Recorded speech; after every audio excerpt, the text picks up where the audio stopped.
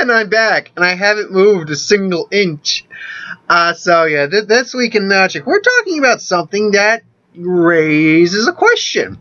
Now, to talk about it, you need to talk about the way that the Eldritch Moon story ended. So, little spoilers for that, but you pretty much know what happened from the card sealed in the moon, imprisoned in the moon, where Emrakul gets sealed in the moon. Well, okay, spoilers if you haven't read the story yet. So anyway, I think most of us who are Magic fans know the story at this point. So they're fighting Emrakul. Emrakul is actually able to get in their minds, which that's a different video entirely that I'm going to be talking about at another point in time. But, you know, he's contorting them, trying to manipulate them. Jace to overcome that. It has a mental chess battle with Amara, which is essentially the angel that people thought Emrakul was on Zendikar. And they realize, you know, Jace gets out, realizes that, realizes they need to seal her, because what cannot be destroyed must be bound.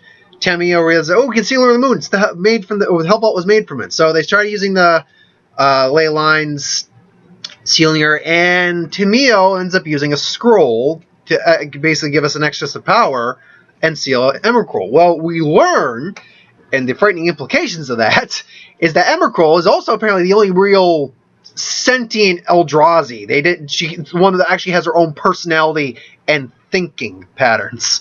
Ulamog has never shown that. Kozilek has never shown that. Took control of Tamio and sealed herself in the moon. So, first off, we won't see her again until we go to Innistrad, which won't be for a long time now. We're going to have a lot of sets happen before that happens again. But it raised the question, it raised the issue that Tamio used a scroll she made a promise never to use. And that promise, she broke that promise. And that's what bothers her. And some stories are supposed to end, yet we stop this from happening. Why? What's the point? Just so we can have a few more moments and stuff like that, when the story should have ended, and some blah blah blah, something like that. And Tamio's interesting, but at the same time, like, you're an idiot. And I'm like, no, Tamio, you're a little bit of an idiot. The story ends when we choose to have it end. We choose to make our stories go on forward. That's the story of our existence. We will choose to fight. We choose to continue on, so more stories can be made.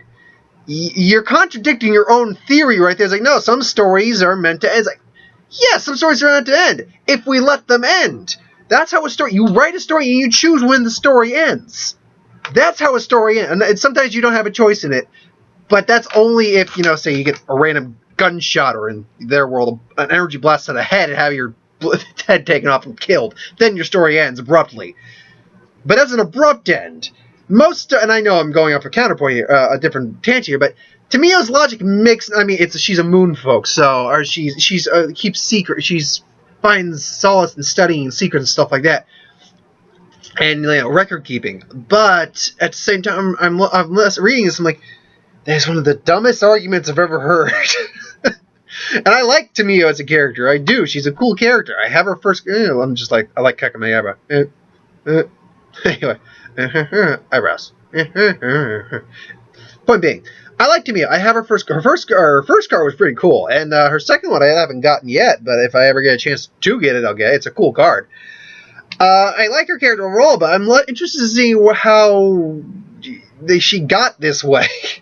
But point being, the point of the story is, so to make a long story short, I think our next return set, or at least maybe not the next one, but the one immediately after that, is going to be a return to Kamigawa. Because Tamio, they've even said they're planning to make Tamio a more important part of the story, like they did in this. And she talks about a promise she broke now, and she planeswalks away eventually.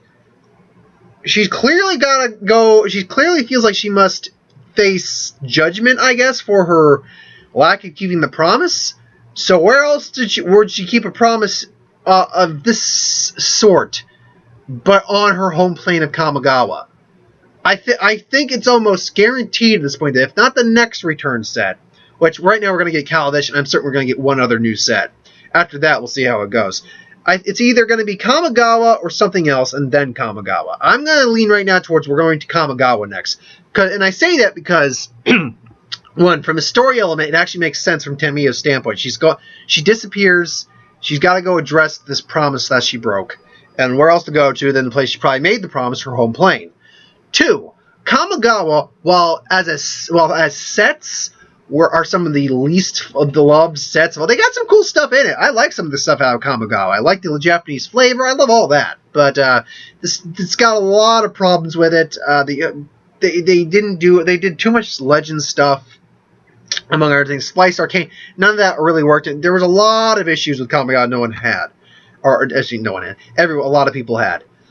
But from a flavor perspective, and from what I've seen, Return's perspective, not only did a lot of people love the flavor of Kamigawa, but that's one of the sets or planes that a lot of people want to see come back.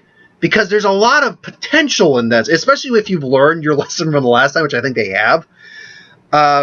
There's a lot of potential in a return block for Kamigawa. You can have it like an above average amount of legends, kind of like you did, I think, Theros, because Theros definitely had above average, like Theros level legends. Because I think Perlucanos is a legend. You had legendary heroes. The gods, of course, are legendary. So you could have an above amount of legendaries from that standpoint. Where the story goes, I have no idea. Because the thing about a story with that is Kamigawa was one of those things that there doesn't seem to be any real cosmic threat for Kamigawa. Kamigawa, the struggle is more of an internal struggle. Similar to what I think is going to go on Kaladesh. Kaladesh, they've even said that not every struggle in the set, not every issue, not every antagonist problem or anything like that is going to be a cosmic, a multiplanar threat. But it could be an internal. It could be like, eco threat, or it could be a political threat. It can be something like that.